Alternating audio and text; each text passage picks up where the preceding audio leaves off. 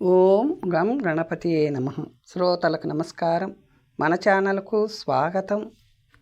శ్రీ భవిష్య మహాపురాణం 51వ భాగం. మరణాసన్న ప్రాణి కర్తవ్యాలు. ధ్యానంలో చతుర్విధ భేదాలు. పరంధామ, పుట్టిన ప్రతి ప్రాణికి మరణం తప్పదు కదా. అందరి మరణము అకస్మాత్తుగా రాకపోవచ్చు. చాలామందికి మరణం ఎప్పుడో తెలియకపోయినా దగ్గర పడిందని తెలుస్తుంది. జ్యోతిష్య శాస్త్రం ద్వారా కూడా ఇంచుమించుగా తెలుసుకోవచ్చు. అలాంటి వారు అంటే నాలాంటి వారు చేయవలసిన విధులను వినిపించండి అని అడిగిన ధర్మరాజుకు శ్రీకృష్ణుడిలా బోధించాడు. ధర్మరాజా, అలాంటి వారు గరుడధ్వజుడు భగవానుడు నైన విష్ణుదేవుని వీలైనప్పుడల్లా కాకుండా వీలు చేసుకొని మరీ స్మరిస్తూ ఉండాలి. స్నానం చేసి పవిత్రులై శుద్ధ శ్వేత వస్త్రాన్ని ధరించి అనేక ప్రకారాల పుష్పాది ఉపచారాలతో నారాయణుని పూజించాలి. వివిధ స్తోత్రాల ద్వారా స్తుతించాలి. శక్తి మేరకు గో భూ సువర్ణ వస్త్రాది దానాలు చేస్తూ ఉండాలి. బంధు పుత్ర మిత్ర శ్రీ క్షేత్ర ధన పశు ధాన్యాదుల నుండి చిత్తం వైదొలుగునట్లు చేసుకొని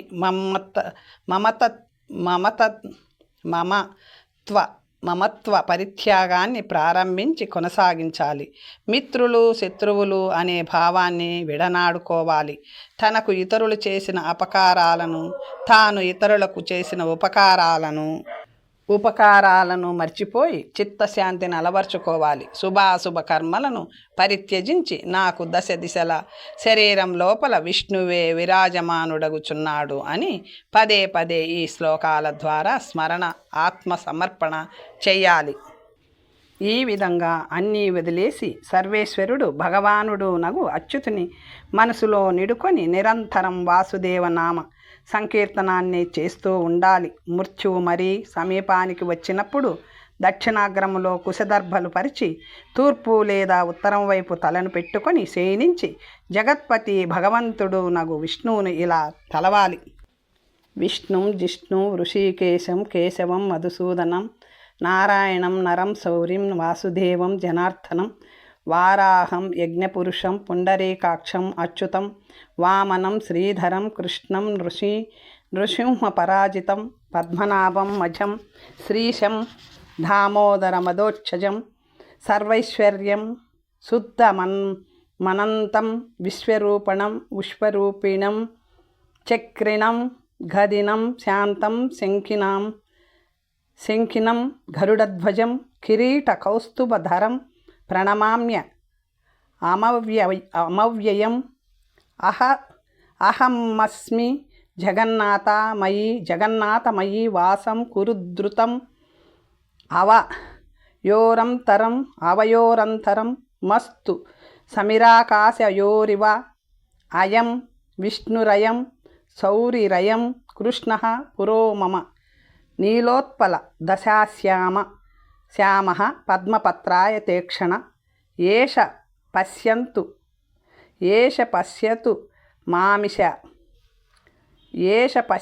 మామిషాః పశ్యమమ్యః మదోక్షజం పశ్యామహ్య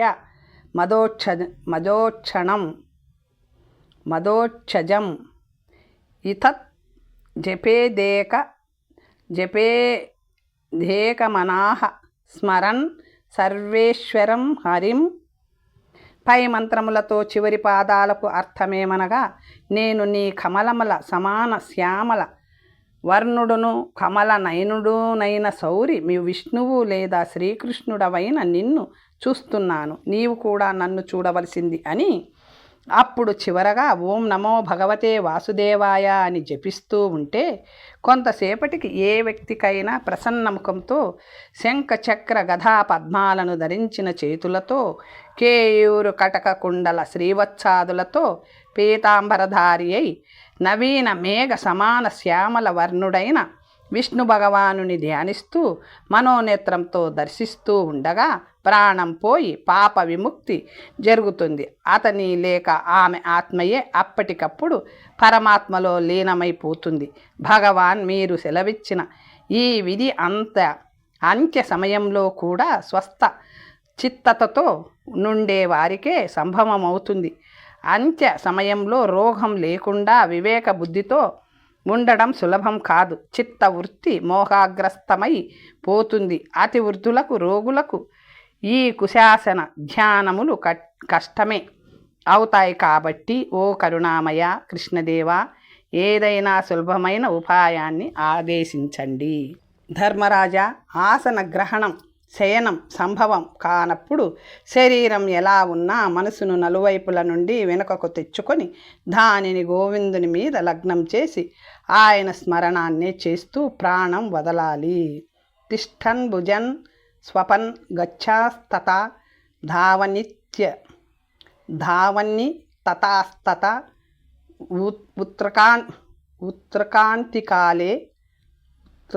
ఉత్తరాకాంతికాలే గోవిందం సంస్మరం స్థన్మోయో భవేత్. యం చాపి స్మరన్ భావం త్యాజత్యాంతే కళేభరం తం తమే వైతి కౌంతేయ సదా తద్భావిత. ఎందుకంటే ఆ సమయంలో ఇతరేతర భావాలేవి మదిలో కదిలినా అవే ప్రాప్తించి మరో జన్మ వచ్చి వేస్తుంది. కాబట్టి అన్ని భావాలను త్యాజించి భగవంతునే భావించాలి. ఒకప్పుడు మార్కండేయ మహర్షి నాతో ఒక్క మాట చెప్పాడు. రాజ్యం, భోగాలు, శయనం, భోజనం, వాహనం, మణి, శ్రీగంధం, మాల్యం, వస్త్రం, ఆభూషణం వీటిపై అత్యంత మోహం ఉంటే అది రాగ జనిత ఆద్య ధ్యానమన్నాడు. జ్వలింపచేయుట, చంపుట, ఎవరిపైననో పగ తీర్చుకొనుట, ద్వేషం ఇలాంటివన్నీ క్రోధజనిత రౌద్ర ధ్యానమని చెప్పాడు. వేదార్థ చింతన, ఇంద్రియో శమనం, మోక్ష చింత, లోక కళ్యాణ భావన వంటి ధర్మపూర్ణ ఆలోచనలే ఆ సమయంలో హృదయంలో కదలాడుతుంటే అది ధర్మ ధ్యానం అవుతుందన్నాడు. సమస్త ఇంద్రియాలు వాటి విషయ వాంఛల నుండి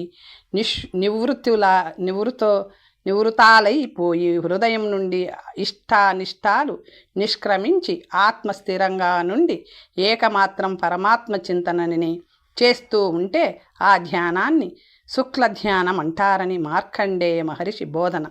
ఓ పాండవాగ్రజ, మరణ సమయంలో ఆద్య ధ్యానం ఉంటే పశుజన్మ రౌద్ర ధ్యానానికి నరక ప్రాప్తి, ధర్మ ధ్యానానికి ఎటువంటి స్వర్గప్రాప్తి, శుక్ల ధ్యానానికి మోక్షప్రాప్తి ఉంటాయని మార్కండేయ మహర్షి చెప్పాడు. పశుజన్మలోకి మానవ జన్మ కూడా అంతర్గతము. మోక్షప్రాప్తి అనగా భగవంతునిలో లీనము. కాబట్టి శుక్ల ధ్యానంలోనే జీవితాన్ని, అంత్యకాలాన్ని గడపాలి. ఇష్టాపూర్త మహిమ అనే అధ్యాయంలోని విషయం వాపి, కూప, తటాక, ఉద్యానాది ప్రతిష్ట మధ్యమ పర్వ తృతీయ భాగంలో చెప్పబడింది. దీపదాన మహిమ, లలితారాణి జాతిస్మర కథ. వాసుదేవ, ఈ లోకంలోనే అత్యంత తేజోమయ స్వరూపం ప్రాప్తించాలంటే ఏ వ్రత తప నియమ దానాలు చెయ్యాలి? ధర్మజ, ఒకప్పుడు పింగళుడను తపస్వి మథుర ఉన్నాడు. ఆయనను జాంబవతి ఇదే ప్రశ్న అడిగింది. ఆయన ఇలా చెప్పాడు. ఓ మహాదేవి, సంక్రాంతి, సూర్యగ్రహణం, చంద్రగ్రహణం, వైద్యుతి, వ్యతిపాత యోగం, ఉత్తరాయణం, దక్షిణాయనం, విష్ణువ ఏకాదశి, శుద్ధ చతుర్దశి, తిథిక్షయం, సప్తమి, అష్టమి ఈ పుణ్యదినాల్లో వ్రత పారాయణులైన స్త్రీ పురుషులు స్నానం చేసి తమ వాకిట్లో మధ్యలో నేతి కుంభాన్ని వెలుగుతున్న దీపాన్ని భూమిదేవికి దానం చెయ్యాలి. దీనివల్ల ప్రదీప్తమైన ఓజస్వి అయిన శరీరం లభిస్తుంది. వాసుదేవ, భూమిదేవుడనగా ఎవరు అడిగాడు పార్థులలో అగ్రజుడు. చెప్పసాగాడు పార్థసారథి. మహారాజా, ఒకప్పుడు సత్యయుగంలో సుప్రసిద్ధ సూర్యవంశానికి చెందిన త్రిశంకు మహారాజు తనను సశరీరంగా స్వర్గానికి పంపించమని తమ కులగురువైన వశిష్ఠ మహర్షిని ప్రార్థించాడు. లోకానికి ధర్మానికి కూడా విరుద్ధమైన ఈ పనికి ఆ మహర్షి అంగీకరించలేదు. మహారాజా పదే పదే అదే కోరికను వెలబుచ్చడంతో మహర్షి విసిగిపోయి నీకు చండాల రూపం రావాలిగాక అని శపించాడు. చండాల సహజమైన చండాల రూపం వచ్చి వేయుటతో ఆ రాజు రాజ్యాన్ని వారసునికి అప్పగించి అలాగే వెళ్ళి విశ్వామిత్రుని పాదాలను పట్టుకున్నాడు. అప్పటికే వశిష్ఠుని పట్ల అలవి మీరిన స్పర్ధ సహజంగా క్షత్రియాభిమానము గల ఆ రాజర్షి తన తపశ్శక్తిని దారపోసి త్రిశంకుని బొందిలతోనే స్వర్గానికి పంపించాడు. ఇంద్రుడు చండాలుని వలనేనున్న త్రిశంకుని తన లోకానికి రాగానే క్రిందికి తోసివేయగా క్రోధము నింకా జయించవలసి ఉన్న దశలోనే అప్పటికింకా ఉన్న విశ్వామిత్రుడు మహాక్రోధి అయి కింద పడిపోతున్న త్రిశంకుని ఆకాశంలోనే ఆపి అక్కడే నిలిపి అతని చుట్టూ ఒక కొత్త లోకాన్ని సృష్టించ ఆరంభించాడు. అది 2వ స్వర్గం అవుతుందన్నారు. కొబ్బరి, శృంగాటకం, క్రోధవం, గుమ్మడి, ఒంటె, గొర్రె మున్నగవానిని సృష్టించాడు. సప్తఋషుల దేవతల ప్రతిమలను తయారు చేసి ప్రాణం పోయబోతుండగా ఇక కొత్త ఇంద్రుని కూడా ఈయన సృష్టించేస్తాడేమోనని భయపడి ఇంద్రుడే దిగివచ్చి త్రిశంకుని సగౌరవంగా స్వర్గానికి ఆహ్వానించాడు. ఇక ఆయన సృష్టించిన దేవతా ప్రతిమలకు భూలోకంలోనే దీపదానం చేయిస్తానని, ఈ ప్రతిమలలోని త్రిమూర్తులతో సహా దేవతలంతా వాసం చేస్తారని, ఈ ప్రతిమలే భూదేవులుగా పూజలు అందుకుంటాయని, వాటిని పూజించిన వారికి దేవతలు వరప్రదానం చేస్తారని ఇంద్రుడు విశ్వామిత్రునికి మాట ఇచ్చి నమస్కరించి వెళ్ళాడు. ఇదే భూమి దేవుల కథ. ఈ ప్రతిమలే భూమి దేవులు. వీటికే దీపదానం చెయ్యాలి. సూర్యభగవానునికి రక్తవస్త్ర నిర్మిత వర్తిక అంటే ఒత్తిని వాడాలి. దానిని పూర్ణవర్తి అంటారు.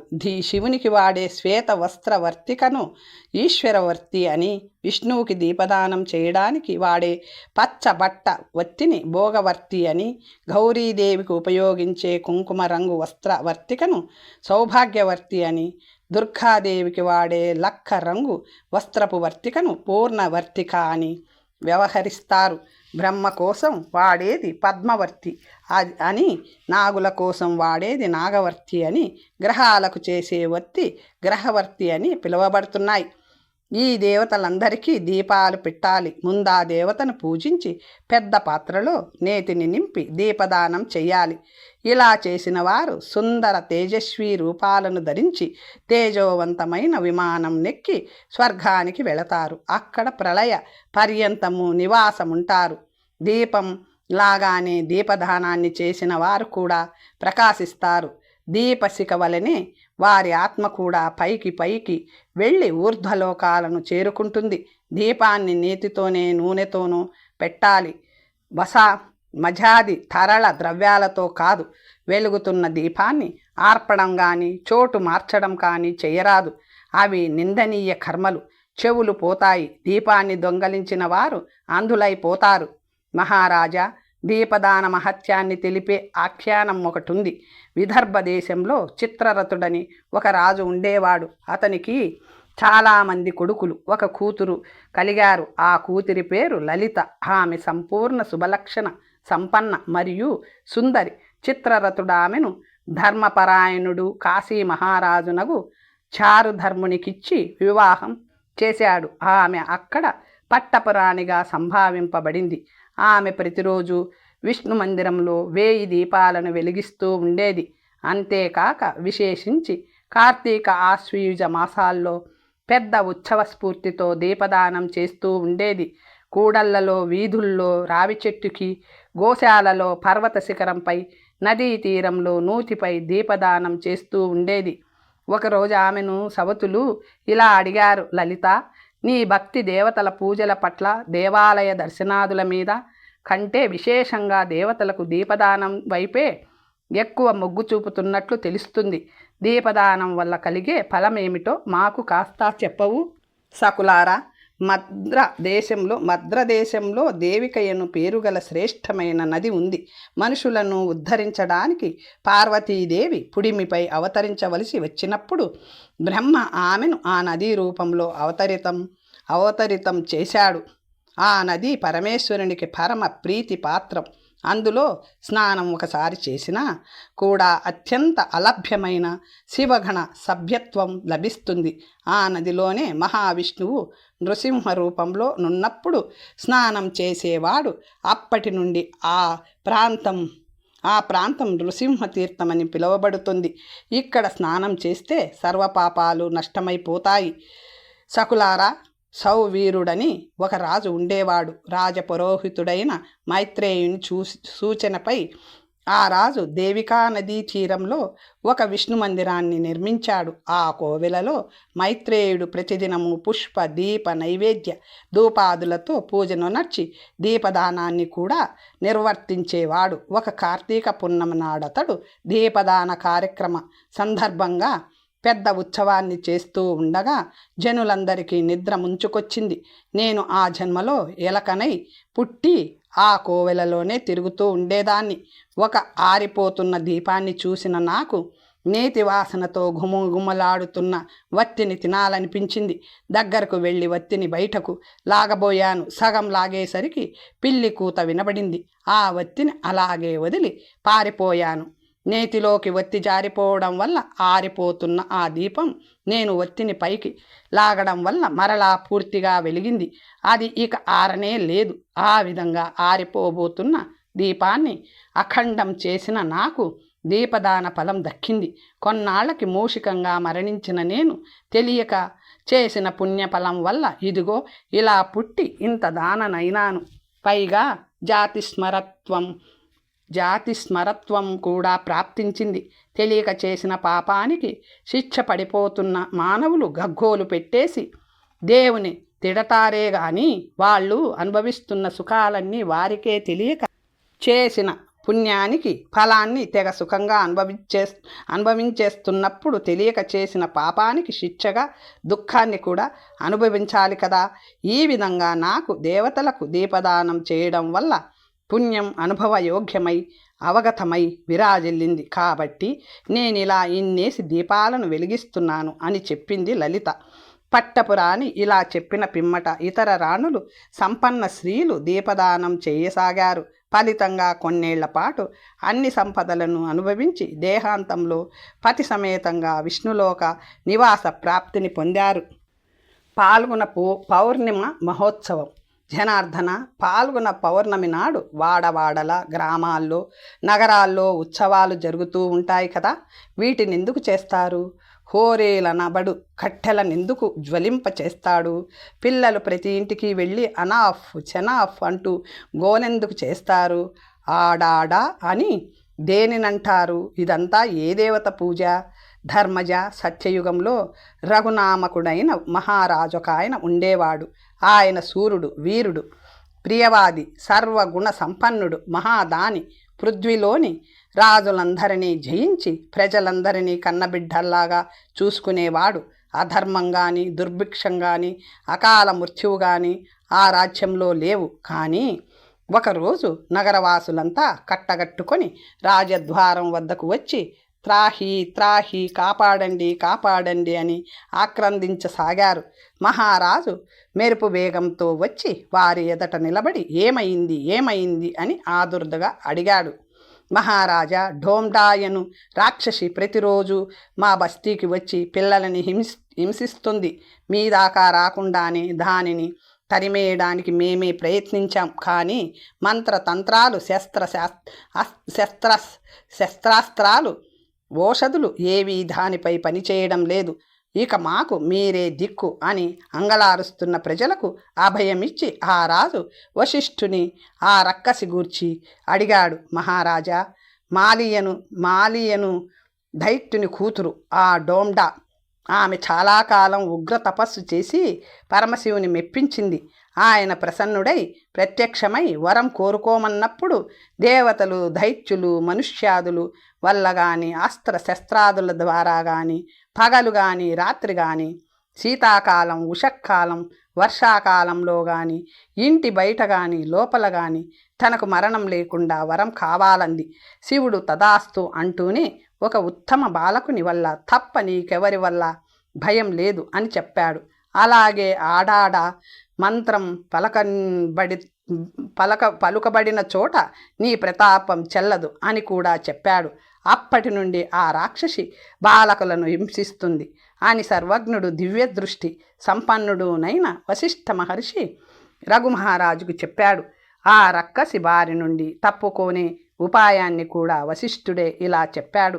మహారాజా, పాల్గొన పౌర్ణమి నాడు మన ప్రజలందరూ ఒకచోట చేరి ఏమాత్రము భయమన్నది లేకుండా నవ్వుతూ తుల్లుతూ ఆడుతూ పాడుతూ గొప్ప ఉత్సవ వాతావరణాన్ని కల్పించాలి. బాలకులంతా కర్రలతో చేయబడిన కత్తుల వంటి ఆయుధాలను ధరించి వీర సైనికుల్లాగా హర్షంతో యుద్ధానికి వెళుతున్నట్టుగా హడావిడి చేస్తూ సంబరం జరుగుతున్న ఊరంతటా కలయిదిరగాలి. ఎండిన కట్టెలను, పిడకలను, ఎండు టాకులను వీలైనంత ఎక్కువగా ఒకచోట చేర్చి రక్షోజ్ఞ మంత్రాల ద్వారా అగ్నిని రగల్చి అందులో అన్నింటినీ హవనం చేయాలి. హవనం చేస్తూ 3 మార్లు దాని చుట్టూ అందరూ గట్టిగా చప్పట్లు కొడుతూ కేరింతలతో అరుస్తూ ప్రదక్షిణలు చేయాలి. వినోదపూర్వకమైన మాటలు చెప్పుకుంటూ గట్టిగా పగలబడి నవ్వుతూ ఉండాలి. ఈ రకంగా మ్రోగుతున్న రక్షామంత్రాలను, రగులుతున్న హవనాలను, ఉన్మత్తుల వలె తిరుగుతున్న బాలకులను చూసి భయపడిపోయి అది ఇక మన రాజ్యం వైపు రాదు. రాజుగారు వెంటనే తన రాజ్యంలో ప్రతి నగరంలోనూ ఈ ఉత్సవాన్ని పెద్ద ఎత్తున చేయించి తాను కూడా స్వయంగా అందులో పాల్గొనగా చూసి ఆ రక్కసి భయపడి పారిపోయింది. ఆనాటి నుండి ఈ లోకంలో డోడో ఉత్సవం జరుగుతుంది. ఆడాడా మంత్రం కూడా చదవబడుతుంది. ఇక వైదిక పరంగా ఈరోజు బ్రాహ్మణుల ద్వారా అందరు దుష్టులను, అన్ని రోగాలను పారద్రోలే వసోర్తారా హోమం చేయబడుతుంది. అందుకే ఈ పున్నమిని హోలికా పౌర్ణమి అని కూడా వ్యవహరిస్తున్నారు. మరునాడు వసంత ఋతువు ఆగమనాన్ని సూచిస్తూ మరొక పండుగను చేస్తారు. ఆ పాడ్యమి నాడు దేవతలకు, పితరులకు తర్పణాలిచ్చి పూజలు కూడా చేస్తారు. దీనికి ఒక వ్రతంగా చేసేవారు హోలికా నాటి విభూతికి వందనం చేసి దానిని శరీరంపై పూసుకోవాలి. ఇంటి ప్రాంగణాన్ని పేడతో అలికి దానిపై చతురస్రాకారంలో ఒక మండలాన్ని తయారు చేయాలి. దానిని రంగురంగుల అక్షతలతో అలంకరించాలి. దానిపై ఒక పీఠాన్ని పెట్టి సువర్ణ సహిత పల్లవాలతో సమన్వితమైన కలశమును స్థాపించాలి. శ్వేత చందనాన్ని ఆ పీఠం పైనను కలశం చుట్టూను పూయాలి. సౌభాగ్యవతి అయిన స్త్రీ సుందర వస్త్రాలను, ఆభూషణాలను ధరించి పెరుగు, నెయ్యి, పాలు, అక్షతలు, గంధము, పుష్పాలు,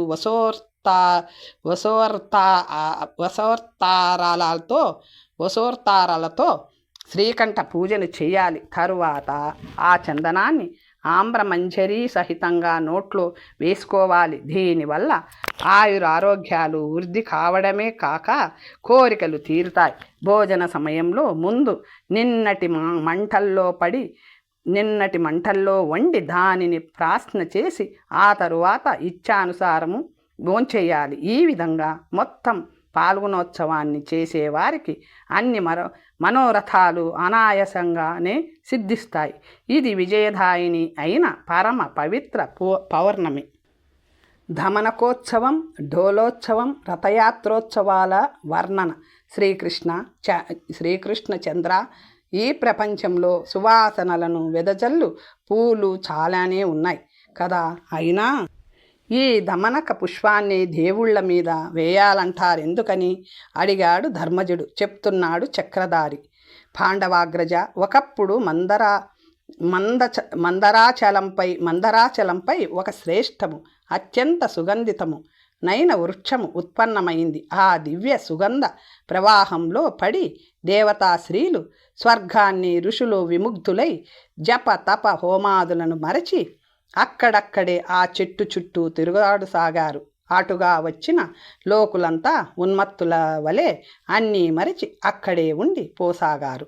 లోకంలో శుభకార్యాలకు, మంగళకార్యాలకు విఘ్నం ఏర్పడింది. దాంతో బ్రహ్మకి కోపం వచ్చి ఆయన ఆ వృక్షంతో హే దమనకమా, నిన్ను నేను ఈ లోకంలోని దోషాలను అణుచుటకు దమనం చేయటం కోసం సృష్టించాను. కానీ మరోలా జరుగుతుంది.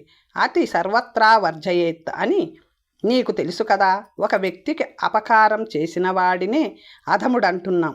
మరి ఈరోజు నీ వల్ల లోకానికే అపకారం జరిగేటట్టుంది. నిన్నేమనాలి? ఇకపై దేవ పితృకార్యాల్లో నీ పుష్పాలకు వాడబడే అర్హత లేకుండుగాక అని చెప్పి శపించాడు. దానికా వృక్షం, దేవాదిదేవ, నేను ద్వేషం వల్ల కానీ క్రోధవశాన కానీ ప్రయత్నపూర్వకంగా కానీ ఎవ్వరికీ అపకారం చేయలేదు. నాకింత లోకోత్తర సుగంధాన్ని తమరి ప్రసాదించారు. దాని ప్రభావం వల్ల లోకులు ఉన్మత్తులైపోయి ఉన్న పనులన్నిటినీ మరిచిపోతే అందు నా దోషమేముంది? నా సువాసన వారి ప్రస్తుతం మీరిచ్చిన ప్రమత్తత, మీరిచ్చిన ప్రకృతులే. ప్రకృతిని అతిక్రమించి మనగలుగుట సాధ్యమా? నిరపరాధినైన నన్ను ఇలా శపించుట మీ అంతటి వారికి తగునా అంటూ రోధించింది. అప్పుడు బ్రహ్మ ముందు సమాధానపడి ఆపై జాలిపడి, ధమనక, నీవు చెప్పినది తర్కరహితమై ఉన్నది. నీకు తొందరపడి శాపమివ్వడం తగిన పని కాదు. అందుచేత నీకొక వరం కూడా ఇస్తున్నాను. వసంత ఋతువులో మాత్రం నీవే అందరూ దేవతల మస్తకాలను అధిరోహించగలవు. ఆ ఋతువులో భక్తిభావంతో ధమనక పుష్పాలను భగవంతునిపై వేసిన వారికి సర్వ సుఖాలు నిత్యంగా ఉండిపోతాయి. చైత్రశుద్ధ చతుర్దశి ఇక నీ పేరిట ధమనక చతుర్దశిగా విఖ్యాతమవుతుంది. ఆ రోజు నీవు తృప్తి చెందితేనే ఆ వ్రతి యొక్క సర్వ పాపాలు దగ్ధమైపోతాయి అని వరమిచ్చి వెళ్ళాడు. ఇది ధమనక పుష్ప చరిత్ర. ఆ తరువాత పాండవాగ్రజుని కోరిక మేరకు డోలోత్సవ రథయాత్రోత్సవాలను కూడా వర్ణించాడు పాంచజన్య హస్తుడు ఇలా. ధర్మరాజా, ఒకనాడు పార్వతీదేవి నందనవనంలో జరుగుతున్న వసంత ఋతువు డోలోత్సవాన్ని చూసి తనకు కూడా ఒక డోల ఉయ్యాలపై శంకరునితో కలిసి క్రీడించాలని ఉందని శంకరునే కోరింది. ఆయన వెంటనే దేవతలను పిలిచి తమకొక ఉయ్యాలను నిర్మింపుడని ఆదేశించాడు. వారు శీఘ్రమే ఇష్టాపూర్తమయాలైన 2 స్తంభాలను పాతి వాసికిని త్రాళ్లుగా ఏర్పాటు చేసి రత్నజటితమైన పీటను పెట్టారు. అత్యంత మృదువైన పట్టులతో వస్త్రాలను నేసి దానిపై పరిచారు. మరింత శోభ రావడం కోసం దానికి ముత్యాల గుత్తులను, పూలమాలలను అలంకరించారు. ఈ విధంగా అత్యుత్తమమైన డోలను నిర్మించి భక్తి వినయ సంభ్రమాలు ముప్పరి గొనగా శంకర భగవానునికి సమర్పించారు. పార్వతీ పరమేశ్వరులు దానిపై కూర్చొనగా శివపార్వతులు జయ విజయులను పార్వతీ సఖీమణులు దానిని ఊపసాగారు. అప్పుడు పార్వతీదేవి ఒక పాటను మధుర స్వరంతో అద్భుతంగా పాడింది. శివుడు ఆనందాబ్ధిలో మునిగిపోయాడు. గంధర్వులు ఆశ్చర్యమగ్నులై ఆమెను వంత పాడసాగారు. అప్సరసులు ఆ పాటకి తగినట్లు ఆనంద నృత్యాలు చేశారు. చారుణులు వివిధ రకాల వాయిద్యాలతో సహకరించారు.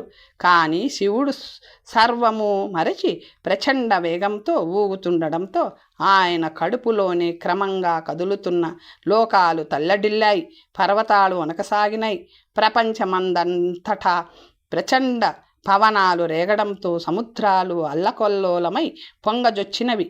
ముల్లోకాలు ఇలా వ్యాకులం పాలవడంతో ఇంద్రాది దేవతలంతా హుటావటిన కదిలి వచ్చి ఈశ్వరుని ఇలా ప్రార్థించారు. శరణు శరణు జగద్రక్షక పరమేశ్వర, ఇక మీ డోలాలీలను ఆపకుంటే ప్రపంచమే మీలో లయమైపోయేలాగుంది. దేవతల ప్రార్థనలకు ప్రసన్నుడైన శివుడు క్రిందికి దిగాడు. ఆయనకు డోలో లేదా డోలాపై ప్రసన్నత జనించింది. ఇలా వరమిచ్చాడు, నేటి నుండి వసంత ఋతువులో ఈ డోలోత్సవాన్ని చేసుకొని నైవేద్యాలను సమర్పించి ఆ డోలోలపై దేవతలను ఆయా మూల మంత్రాలు చదువుతూ అధిరోహింపచేసి చేయించి ఆనందంగా స్తుతి చేసిన వారికి అన్ని అభిష్టాలు సిద్ధించుగాక.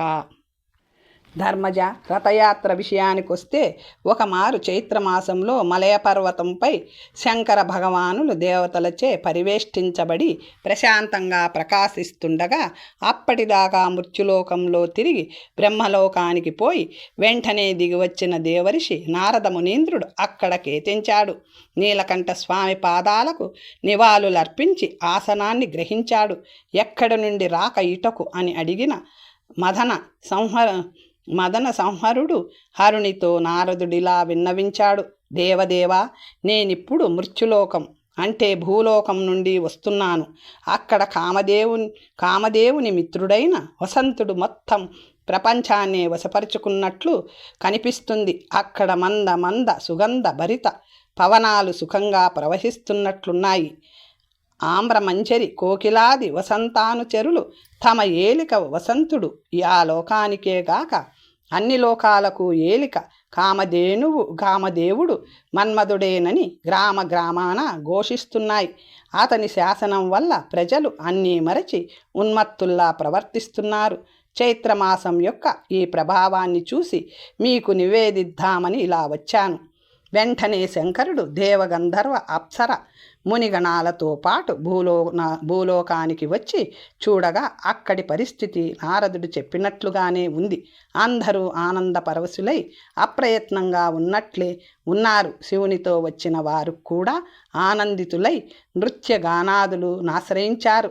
శివశంకర భగవానుడు కూడా ఆనందంగా తల తిప్పాడు. కానీ ఆయనకు ఈ ఉన్మత్తత ఎక్కువసేపు నిలబడిపోతే అనర్థం జరుగుతుందని తెలిసింది. అనర్థం జరగబోతున్నదని తెలిసి దానిని ఆపే సామర్థ్యమును కలిగి ఉండి ఏమీ చెయ్యకుండా ఊరుకోవడం దేవునికి కూడా మంచిది కాదు. అలాగని జనులను ఆనందానికి దూరం చేయకూడదు.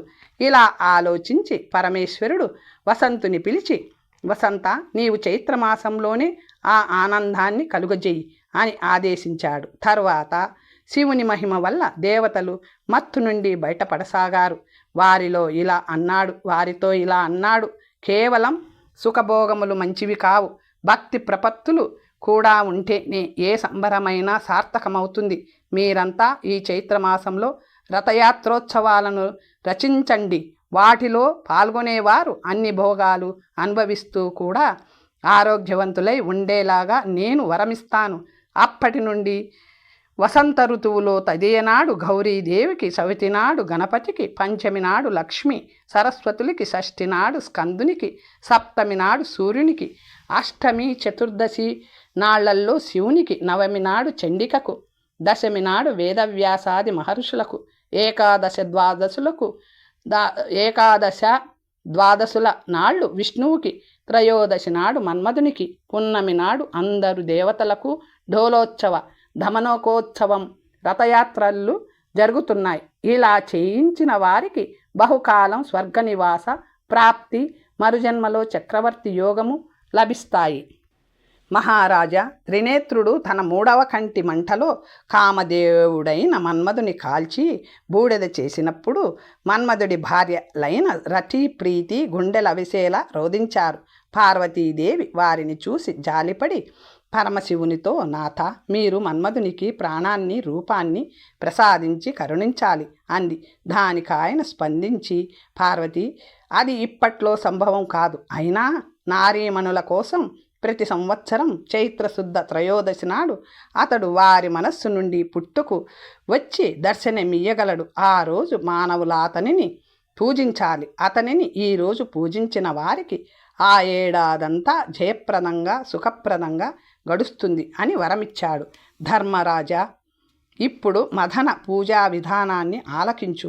చైత్రశుద్ధ త్రయోదశి నాడు స్నానం చేసి ఒక అశోక వృక్షాన్ని నిర్మించి దానిని క్రింద రతి, ప్రీతి, వసంత సహిత కామధేనువుని ప్రతిమను సింధూరం, పసుపులతో చేయించి స్థాపించాలి. దానికి 4 వైపులా విద్యాధరుల, అప్సరసల, గంధర్వుల బొమ్మలను మదనుని సేవిస్తున్నట్లుగా వేయించి ఉంచాలి. సామర్థ్యమున్నవారు కామదేవుని ప్రతిమను సువర్ణంతో చేయించాలి. మధ్యాహ్న సమయంలో గంధ, పుష్ప, ధూప, తాంబూల, దీప, ఫల నైవేద్య అక్షతాది ఉపచారాలతో మన్మధుని అతని పత్నులని పూజించాలి. ఈ ప్రకారంగా ప్రతి సంవత్సరం కామ పూజానోత్సవాలను నిర్వహించిన వారికి సుభిక్షం, క్షేమం, ఆరోగ్యం, లక్ష్మీప్రదం అయిన జీవితం లభిస్తుంది.